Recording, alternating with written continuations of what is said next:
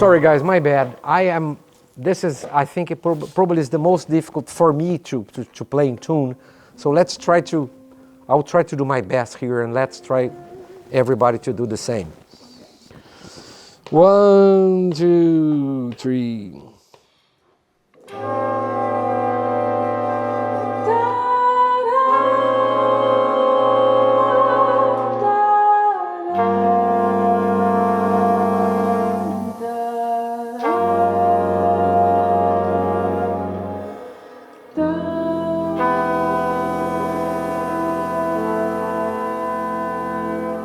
My first idea was to replicate here the same, what I called orquestra popular, or popular orchestra, that I had back in Brazil.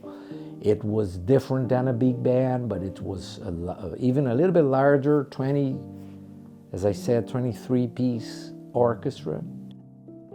And I always liked to work with song, so that's why I had always one or two singers.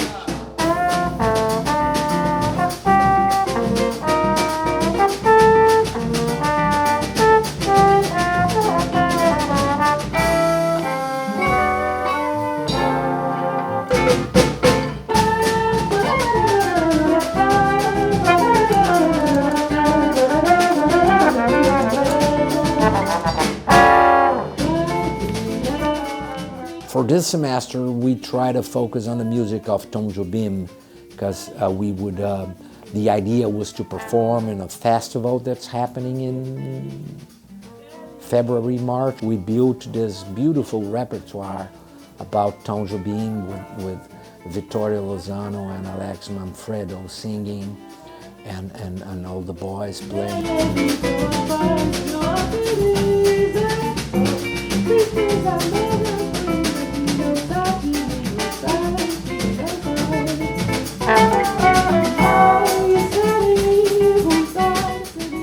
I'm very happy because we are playing some of the not really well known here in the U.S. because he is part of the jazz world, right? So every good jazz player should know at least 10 of Jobim tunes. And I'm trying to be very strict in terms of playing the original harmonies, melodies, and that's why I choose him. He's sort of a great influence in my career, and I really love his music.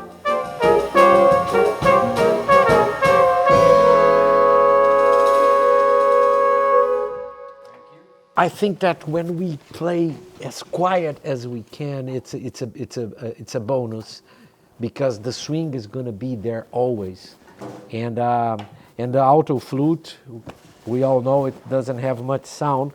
Ideally, we would have a mic here, but that's it. It's swinging. It's sounding great. We played a little bit faster. How did you guys like it? I think we could split the difference, maybe. I think it settled in because it immediately started kind of slowing down, and it felt like it was like a bit of a mouthful to say. Okay. The lyrics too, just in general, and like there was one phrase you did where I was like, "Oh, we should like just slow this down." Yeah. Just a minute. Yeah, I think that between yesterday and today probably will be the idea. Yesterday felt a little too slow, and that just felt too fast. Totally agree. The middle. Somewhere in between. That's what I thought.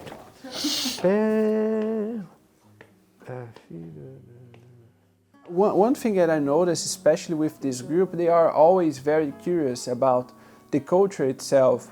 And of course, the music is just one reflection of a culture. The music reflects directly what the culture is.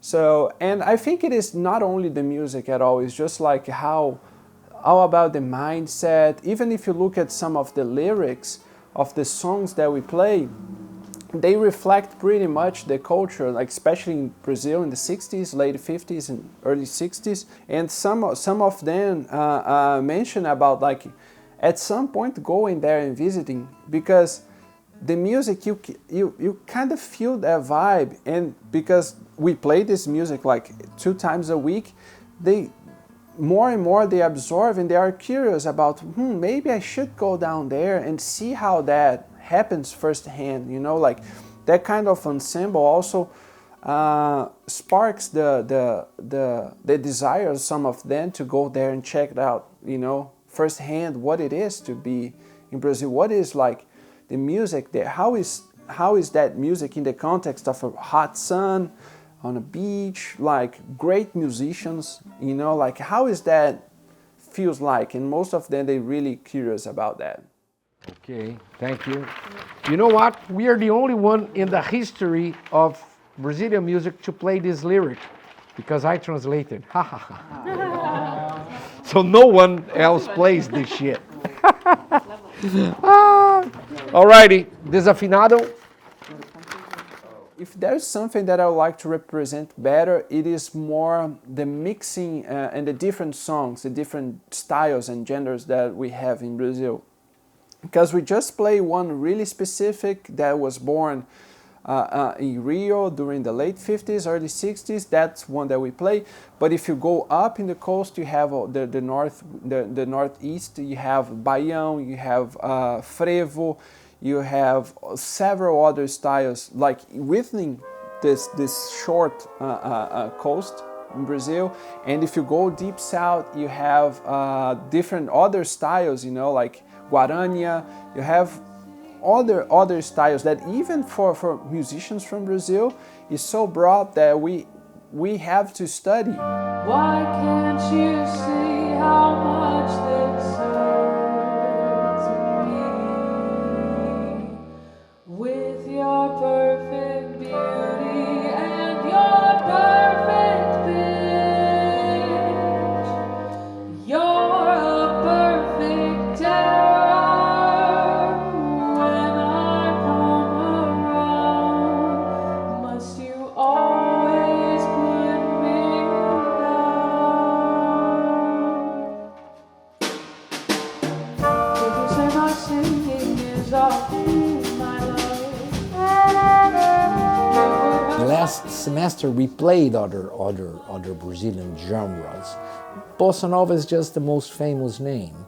And to be honest, Bossa Nova, it's a moment of the samba history. It's a particular way of playing samba, but it's samba nevertheless. And what I would really, what I hope for, and it would make me really happy if that we could make it permanent, these Brazilian Jazz Ensemble, as we call it. Because of course I'll be gone when I finish my DMA here.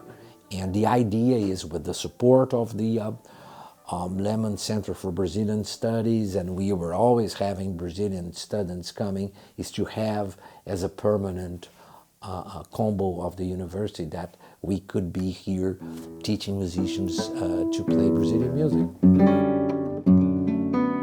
Yeah, let me get on it real. So this one is one of my favorite songs of all time. If I have to pick some of my favorite Brazilian songs, I think that one is like a must, you know.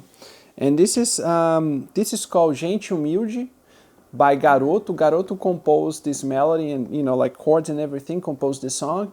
And later on, Vinicius de Moraes, the guy who wrote the lyrics for Girl from Ipanema, he added the lyrics to it together with Chico Buarque, another very, very influential composer from Brazil. The lyrics of this song is so beautiful because that kind of reflects the spirit of the Brazilian people. He was talking about he passes by train and see all these people, and even though they have nothing, they are like really poor, they are still they are happy. E eu que não creio, peço a Deus por minha gente. É gente humilde, que vontade de chorar. He's talking about, and me who doesn't believe in God, pray for these people, that I see these people and makes me cry.